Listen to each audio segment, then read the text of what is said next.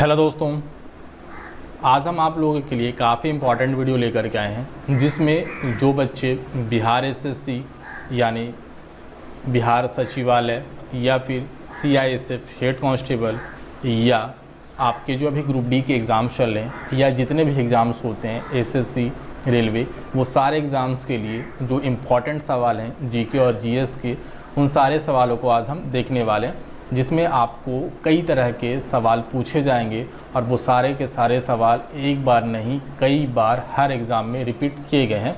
तो चले इस तरह के इम्पॉर्टेंट सवाल के लिए हम इस वीडियो को देखते हैं। लेकिन इससे पहले कहना चाहेंगे दोस्तों कि इस तरह के जो वीडियोज़ हैं वो हमारा डेली आने वाले हैं और इसमें 40 क्वेश्चंस का हमारा एक सेट होने वाला है। आज का जो हमारा वीडियो है वो सेट नंबर 4 का है। इससे पहले हमारा 3 सेट हो चुका है। तो अगर आप पहली बार हमारे चैनल पे आए हैं तो हमारे जो 3 सेट पहले डाले गए हैं वो प्लेलिस्ट में जा कर के वो 3 वीडियोस देख लें और उसके बाद डेली आप हमारे चैनल्स पे आ कर के इस तरह के 40 सवाल आप बहुत ईजीली तरीके से 10 से 15 मिनट में 40 सवाल को हैंडल कर सकते हैं। और इससे रिलेटेड जितने भी क्वेश्चंस बनते हैं उन सारे क्वेश्चंस को भी हम डिस्कस करते चलेंगे। तो चलिए वीडियो को शुरू करते हैं। दोस्तों, यहाँ पे पहला क्वेश्चन जो कह रहा है आपसे, पहला क्वेश्चन कई बार आए हैं, आपको विभिन्न एग्जाम्स में बहुत बार पूछे गए। जैसे कह रहा है, निकट दृष्टि दोष वाले व्यक्ति की दृष्टि को सही करने के लिए किस प्रकार के लेंस की आवश्यकता होती है। तो यहाँ पे जो आंसर आपका है वो आपका है डाइवर्जन लेंस। अब यहाँ पे बहुत सारे लोग कहेंगे, क्योंकि बहुत सारे बुक्स में ऑप्शन जो होते हैं वो अलग भी रहते हैं। कई बुक्स में या कई बार एग्ज़ाम्स में आपको डाइवर्जन लेंस नहीं दे करके वहाँ पे आपको ये ऑप्शन दिया जाता है अवतल लेंस का, राइट। अब दोस्तों, यहाँ पे दोनों लेंस में अंतर क्या है या दोनों लेंस एक ही है, जानने की कोशिश करते हैं। अब यहाँ पे बहुत सारे जो क्वेश्चन दिए जाते हैं उसमें जो आंसर रहता है वो अवतल लेंस। अब दोस्तों, यहाँ पे हम बताएंगे कि डाइवर्जन लेंस का ही दूसरा नाम जो होता है वो अवतल लेंस होता है। तो आपको ऑप्शंस में चाहे इस सवाल के लिए डाइवर्जन लेंस का आंसर देगा या फिर अवतल लेंस का आंसर देगा, तो आपको दोनों एक ही चीज़ है। अब यहाँ से बढ़ते हैं हम दूसरे नंबर सवाल पे। कह रहा है कि इंटेल कोर i9 एक प्रकार का है। तो इंटेल कोर i9 एक प्रकार का क्या है, प्रोसेसर है। और ये क्वेश्चन जो है वो दोस्तों कंप्यूटर चैप्टर से रिलेटेड है। फिर हम बढ़ते हैं आगे तीसरे नंबर सवाल पे कि महात्मा गांधी ने खालिस्तान में भारतीय राष्ट्रीय कांग्रेस सत्र की अध्यक्षता की थी। यानी महात्मा गांधी ने कौन से स्थान पे भारतीय राष्ट्रीय कांग्रेस सत्र की अध्यक्षता की थी। तो इसका जो आंसर है दोस्तों वो बेलगाम में है। यानी बेलगाम में ही महात्मा गांधी ने भारतीय राष्ट्रीय कांग्रेस सत्र की अध्यक्षता की थी। पहला सवाल। दूसरा सवाल पूछ देगा कि इन्होंने कब किया था। तो इसका करेक्ट आंसर जो होंगे वो 1924 में। यानी बेलगाम में इन्होंने 1924 में भारतीय राष्ट्रीय कांग्रेस सत्र की अध्यक्षता की थी। अब यहाँ से चौथा जो सवाल है दोस्तों वो काफ़ी इंपॉर्टेंट है और इससे रिलेटेड 3 से 4 क्वेश्चंस बनते हैं और वो कई बार से एग्ज़ाम से में आपको दिए जाते हैं। तो चलेंगे इससे रिलेटेड जितने क्वेश्चंस बनते हैं सबको यहाँ पे डिस्कस करेंगे। जैसे कह रहा है जीएसटी भारत में अधिरोपित एक अप्रत्यक्ष कर है, जीएसटी का पूर्ण रूप है। अब दोस्तों, जीएसटी का पूर्ण रूप यानी फुल फॉर्म आपसे पूछा, तो जीएसटी का जो फुल फॉर्म होता है गुड्स एंड सर्विस टैक्स होता है। पहला क्वेश्चन आपसे ये कहेगा। दूसरा क्वेश्चन कहेगा कि जीएसटी जो है वो भारत में कब से लागू हुआ। तो जीएसटी दोस्तों भारत में जो लागू हुआ था उस डेट का नाम था या उस दिन का जो नाम था 1 जुलाई 2017। यानी 1 जुलाई 2017 से जीएसटी हमारे देश में लागू हुआ था। इसके बाद तीसरा जो सवाल बनता है कि जीएसटी जो है वो संविधान के कौन से संशोधन में शामिल है। तो जीएसटी जो है संविधान के 101वें संविधान संशोधन के अंतर्गत रखा गया है, राइट। 101वें संविधान संशोधन में इसे शामिल किया गया है। यहाँ से 3 सवाल आपके बने हैं। पहला सवाल था जीएसटी का पूर्ण रूप, तो गुड्स एंड सर्विस टैक्स, ये भी एग्जाम्स में कई बार आए हैं। फिर एग्जाम्स में ये भी है कि जीएसटी को भारत में कब लागू किया गया, तो 1 जुलाई 2017 को। तीसरा सवाल जो बनते हैं कि जीएसटी जो है वो संविधान के कौन से संशोधन के अंतर्गत आता है, 101वें संविधान संशोधन के अंतर्गत आता है। चौथा जो सवाल बनता है कि जीएसटी एक प्रकार का कर है, यानी जीएसटी जो है वो कैसा कर है। तो उसका आंसर आपको यहीं पे छिपा हुआ है कि जीएसटी जो है वो एक प्रकार का अप्रत्यक्ष कर है और ये भी आपको आगे आने वाले सवाल में दिखेंगे। यानी जीएसटी से दोस्तों 4 तरह के सवाल दिए जाते हैं। चारों तरह के सवाल का हमने आपको यहाँ पे जवाब बता दिया। अब जिस तरह का सवाल देगा आप यहाँ से आसानी से उसके जवाब दे पाएंगे। क्वेश्चन नंबर 5 यहाँ से कह रहा है कि गीत गोविंद किसने लिखा था। तो गीत गोविंद जो है वो जयदेव साहब ने लिखा था और ये सवाल शुरू से लेकर के अभी तक बहुत बार पूछे जा चुके हैं। बढ़ेंगे अगले सवाल की तरफ। अगला जो सवाल है क्वेश्चन नंबर 6 यहाँ से कह रहा है कैबिनेट मिशन वर्ष खाली स्थान में भारत आया, यानी कैबिनेट मिशन जो है वो भारत कब आया था। तो कैबिनेट मिशन भारत 1946 ईस्वी में आया था। 7वें नंबर सवाल में आपसे कह रहा था भारत में सांप्रदायिक चुनाव प्रणाली यानी कम्युनल इलेक्टोरेट सिस्टम सबसे पहले द्वारा शुरू की गई, यानी किसके द्वारा सबसे पहले भारत में सांप्रदायिक चुनाव प्रणाली शुरू किया गया। तो मार्ले मिंटो रिफॉर्म्स 1909 द्वारा शुरू किया गया था। ये दोस्तों यहाँ से 8वां जो है वो करंट अफेयर का सवाल है, आप इसे इग्नोर भी कर सकते हैं, स्किप भी कर सकते हैं। अब यहाँ से एक बार हम बता दें इसे कि 2020 में भारत के गणतंत्र दिवस समारोह में मुख्य अतिथि कौन थे। तो 2020 का करंट अफेयर से ये सवाल पूछे गए थे उस टाइम। यहाँ पे इससे जो करेक्ट आंसर थे वो ब्राज़ील के राष्ट्रपति, लेकिन अभी इस सवाल का कोई मतलब नहीं बनता है चूँकि ये एक्सपायर कर गया। 9वां नंबर जो सवाल है वो काफ़ी इंपॉर्टेंट है, इससे 2-3 सवाल बनते हैं, वो दोनों तीनों सवाल के जवाब हम बताने वाले हैं और सवाल कैसे पूछे जाते हैं वो भी बताने वाले हैं। जैसे 9वां कह रहा है कि खालिस्तान देश सार्क का सदस्य है, यानी कौन सा देश जो है वो सार्क का सदस्य देश है। तो इसके करेक्ट आंसर है अफ़गानिस्तान। आपके जो 4 ऑप्शन दिए जाएंगे उसमें एक अफ़गानिस्तान ऑप्शन दिया रहेगा। तो आपके जो अफ़गानिस्तान देश है वो सार्क का एक सदस्य है। दूसरा इसका जो क्वेश्चन पूछा जाता है दोस्तों कि सार्क जो शब्द है इसका फुल फॉर्म क्या होता है। तो इसका फुल फॉर्म देखेंगे एस से south Asian association for regional corporation. फिर आपसे तीसरा सवाल जो कहता है कि सार्क जो देश है इसका जो मुख्यालय है वो कहाँ है। तो सार्क का मुख्यालय जो है दोस्तों वो काठमांडू में है, राइट। और काठमांडू आपका कहाँ है, ये आपका नेपाल देश में है। तो ये तीसरा सवाल बन जाता है कि सार्क जो देश है उसका मुख्यालय कहाँ है। तो काठमांडू में। काठमांडू कहाँ है, तो नेपाल में। तीसरा सवाल या चौथा सवाल जो आपसे पूछेगा वो कहेगा कि सार्क जो सदस्य है या सार्क जो संगठन है इसका जो स्थापना हुआ था तो वो कब हुआ था। तो इसका जो स्थापना हुआ था वो 1985 में हुआ था, राइट। यानी इससे 3 से 4 सवाल हमेशा आपसे पूछे जाते हैं। और ये जो मुख्यालय वाला क्वेश्चन है ये भी कई बार पूछे गए कि सार्क देश का मुख्यालय कहाँ है। तो काठमांडू। और ये कब संगठन बना था, तो 1950 ईस्वी में, राइट।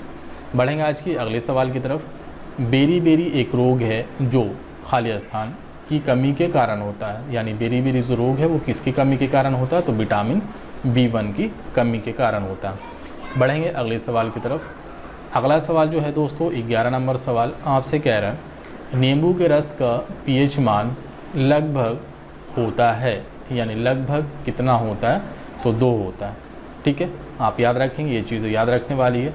फिर यहाँ से कह रहा है निम्नलिखित में से किसे 2019 में भारत रत्न से सम्मानित नहीं किया गया था।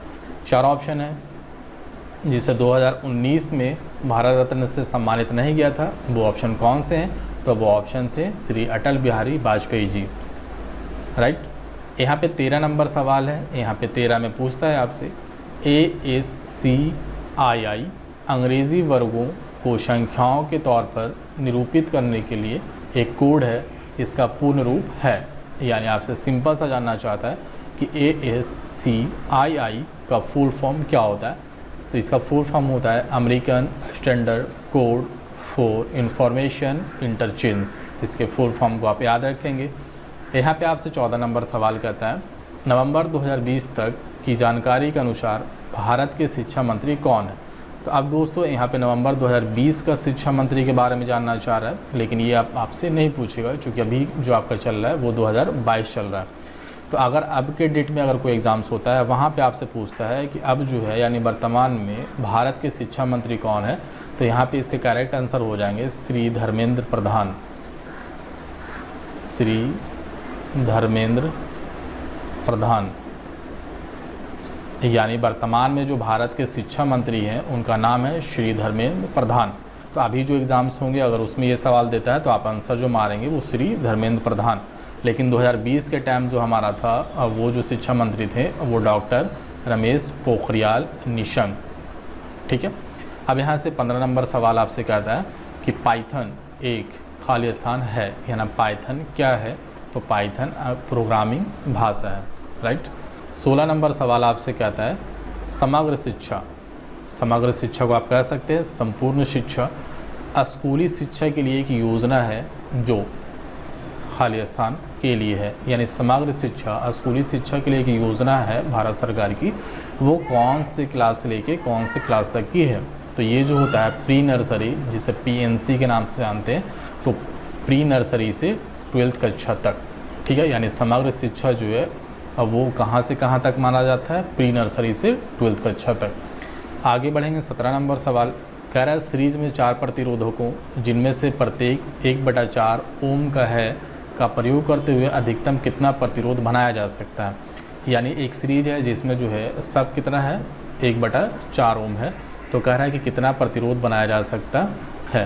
तो आप क्या कर लें, 1/4 प्लस 1/4 प्लस 1/4 प्लस 1/4 सबको क्या कर दें, आप जोड़ दें। तो सबको जब जोड़ेंगे तो 4/4 आएगा, यानी कट करके कितना आ जाएगा? 1, और 1 ओम इसके आंसर हो जाएंगे, राइट। ये आपका फिजिक्स से सवाल है। अब यहाँ पे चलेंगे 18 नंबर सवाल में। 18 नंबर सवाल कह रहा है कि फरवरी 2017 में इसरो ने खाली स्थान लॉन्च करके इतिहास रचा। यानी फरवरी 2017 में इसरो जो था वो एक ही उड़ान में 104 उपग्रह ले जा करके क्या किया था? इतिहास रचा। अब यहाँ से कई बार जो सवाल पूछे जाते हैं, इसरो का फुल फॉर्म पूछा जाता है। इसरो का फुल फॉर्म यहाँ पे जान लेंगे, इंडियन स्पेस रिसर्च ऑर्गेनाइजेशन, ठीक है।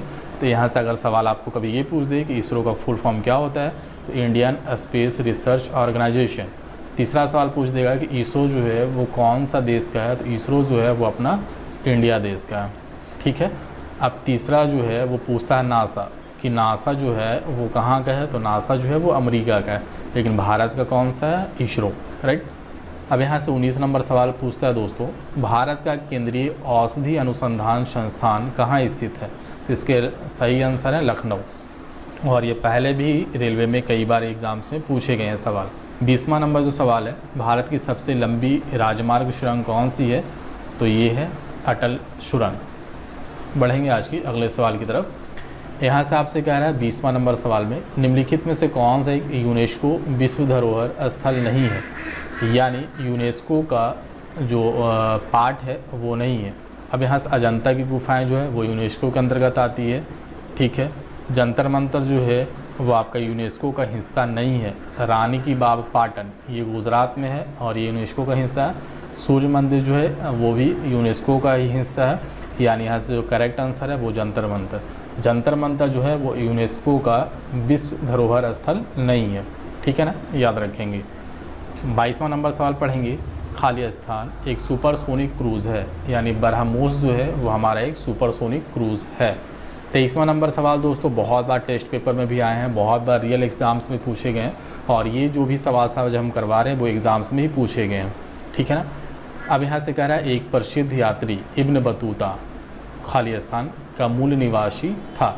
यानी इब्न बतूता जो था वो कहाँ का मूल निवासी था? तो मोरक्को का, राइट। 24 नंबर सवाल में बढ़ेंगे, संयुक्त राष्ट्र पर्यावरण कार्यक्रम विश्व पर्यावरण दिवस 2020 का आयोजन किस देश में किया गया था? तो ये 2020 के करंट अफेयर थे। आप इसे क्या करेंगे, आप इग्नोर भी कर सकते हैं, लेकिन आप अगर जानना चाहेंगे तो इसे करेक्ट आंसर जो थे वो कोलंबिया। 25वां नंबर सवाल है कि जातक कथाएं खाली स्थान से संबंधित है, यानी जातक कथाएं जो है वो बौद्ध धर्म से संबंधित है, राइट। बढ़ते हैं आज के अगले सवाल की तरफ। 26वां नंबर सवाल यहाँ पे आपसे कह रहा है इंडियन प्रीमियर लीग यानी IPL 2020 खिताब किसने जीता था? तो यहाँ पे जो है ये भी करंट अफेयर पूछे गए थे और ये भी आपके 2020 के सवाल थे, तो उस टाइम मुंबई इंडियंस ने जीता था। अब यहाँ पे दोस्तों 27वां नंबर सवाल पूछता है खाली स्थान नदी अरब सागर में गिरती है, मतलब कौन सी नदी जो ऑप्शंस में दिए गए हैं उसमें से अरब सागर में गिरती है? तो तापी नदी जो है वो अरब सागर में गिरती है। 28वां नंबर जो सवाल है ये काफ़ी बार से एग्ज़ाम्स में पूछे जाते हैं कि 8 नवंबर 2016 को विमुद्रीकरण यानी जो नोटबंदी हुआ था, जिसे इंग्लिश में कहते हैं डिमोनेटाइजेशन, की घोषणा के समय भारतीय रिजर्व बैंक के गवर्नर कौन थे? तो इसका करेक्ट आंसर है उर्जित पटेल, ठीक है। कई बार आपसे पूछा है कि भारत में जो डिमोनेटाइजेशन हुआ था वो कब हुआ था? तो 8 नवंबर 2016 को। ये डेट आप याद रखेंगे, कई बार ये सवाल पूछे गए हैं। फिर है 29 नंबर सवाल, जिम कॉर्बेट राष्ट्रीय उद्यान कहाँ स्थित है? तो इसके करेक्ट आंसर है उत्तराखंड। 30 नंबर सवाल कहता है यूनेस्को का मुख्यालय कहाँ है? ये बहुत इंपॉर्टेंट है दोस्तों, और ये काफ़ी बार एग्जाम्स पूछे जाते हैं कि यूनेस्को का मुख्यालय कहाँ है। तो यूनेस्को का जो मुख्यालय है वो पेरिस में है। अब यहाँ पे सवाल आता है कि यूनेस्को जो वर्ड है इसका फुल फॉर्म क्या होता है? तो यूनेस्को जो वर्ड है इसका जो फुल फॉर्म होता है United Nation Educational Scientific Cultural Organisation. इसके फुल फॉर्म भी आप याद रखेंगे, United Nation Educational Scientific Cultural Organisation. अगर इसके फुल फॉर्म पूछे तो आप ये जवाब दे सकते हैं, लेकिन सबसे ज़्यादा जो सवाल पूछे जाते हैं इसके मुख्यालय से रिलेटेड पूछे जाते हैं कि यूनेस्को का जो मुख्यालय है वो कहाँ है? तो पेरिस में है। राइट, बढ़ेंगे आगे हमारा सवाल जो 31 नंबर सवाल, आप लोग अगर तैयारी कर रहे होंगे जनरल कंपटीशन की या किसी भी एग्ज़ाम्स की, तो आपको ये सारे सवाल जो है वो काफ़ी बार देखने को मिले होंगे। यहाँ से भी वही सवाल से इम्पोर्टेंट कि लोकसभा और राज्यसभा की संयुक्त बैठक की अध्यक्षता कौन करता है? यानी इसके जो करेक्ट आंसर है वो लोकसभा का अध्यक्ष।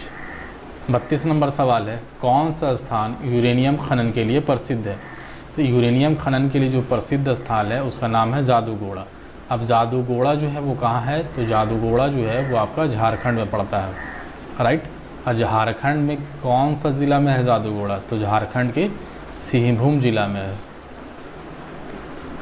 झारखंड के सिंहभूम जिला जो होता है वहाँ आपका है जादूगोड़ा। यानी आपसे अगर पूछा जाए कि यूरेनियम खनन के लिए प्रसिद्ध स्थल कौन सा, तो जादूगोड़ा। कई बार पूछा जादूगोड़ा जो है वो कहाँ है? तो झारखंड राज्य के सिंहभूम जिले में है। राइट, बढ़ेंगे आज की अगले सवाल 33 पे। कह रहा ब्रायोफाइटा किस वनस्पति से संबंधित है? तो ब्रायोफाइटा जो है वो मार्केंसिया से संबंधित है। फिर 34 जो कह रहा है कि एंट्रिक्स कॉरपोरेशन लिमिटेड बेंगलुरु क्या है? तो एंट्रिक्स कॉरपोरेशन लिमिटेड बेंगलुरु जो है वो इसरो की मार्केटिंग शाखा है। ये सब चीज़ जो है वो आपको याद करने वाली है। यहाँ पे सवाल जो 35 नंबर सवाल है ये भी आपके कई बार पूछे हैं, एक बार नहीं हज़ारों बार पूछे गए कि हुमायूंनामा जो है वो किसके द्वारा लिखी गई थी? हुमायूंनामा जो था वो गुलबदन बेगम द्वारा लिखी गई थी। बढ़ेंगे अगले सवाल की तरफ। यहाँ से कह रहा है 36 नंबर सवाल, नवंबर 2020 के अनुसार भारत में उच्च न्यायालयों की संख्या कितनी थी? जिसके करेक्ट आंसर है 25।